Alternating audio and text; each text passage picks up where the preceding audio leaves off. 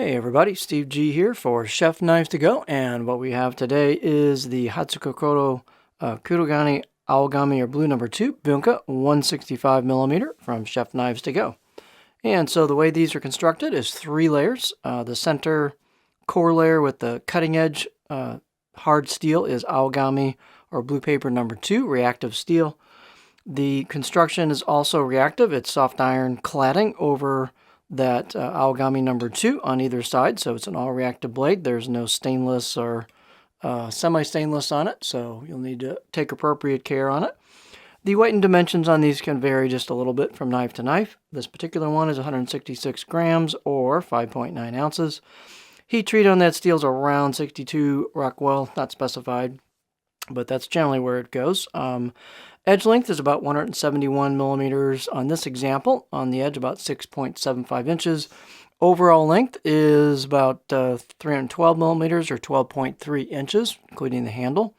And then the spine, they're a little thicker coming out of the handle, then they thin out very quickly.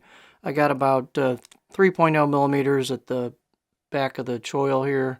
And then about halfway down, I got about 1.95, and it pretty much holds that, maybe gets a little thinner, and then you hit that corner and that reverse sword tip, and then it does thin out nicely. Our camera here. It does thin out nicely at the tip, so good performing knife. Do a nice job on that, and not super skinny at the back, but it's relatively thin at the edge as well, so it should be a good kind of intermediate performer. Good balance between thickness and performance. Height on this one's about 46.7, so it's plenty tall. You've got a bit of a corner here in the choil into the neck, so you've got a good spot there for your pinch grip. The balance on that, the handle's a little heavier. It's a mahogany handle, so it's fairly heavy wood, but your balance point's right about in there. So it's going to be, with a pinch grip, it's going to be a little bit handle heavy. Let's get our beauty shot on this guy.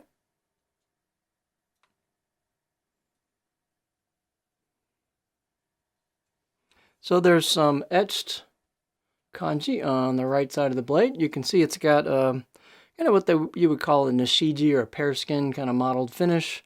You've got that kuda uchi or kind of protective blacksmith finish on it as well. You can see where the grind is, where it comes down towards the edge and the core steel. And then there's an embossed kanji on the left side of the blade.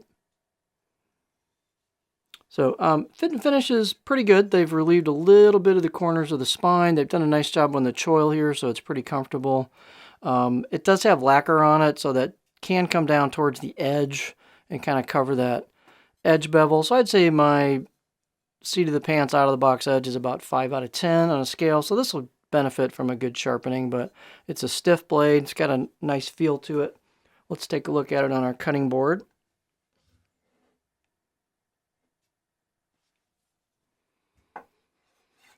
And you'll see this one, and they're not all going to be identical, but this one is pretty curvy.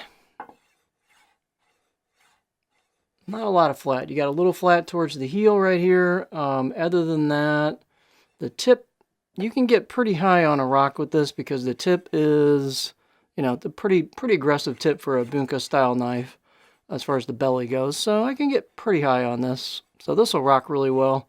It's not going to be a great, pure chopper if you like a lot of flat area, but if you like to rock, you can do tip draws, push-pull cuts, glide cuts, things like that pretty well with it.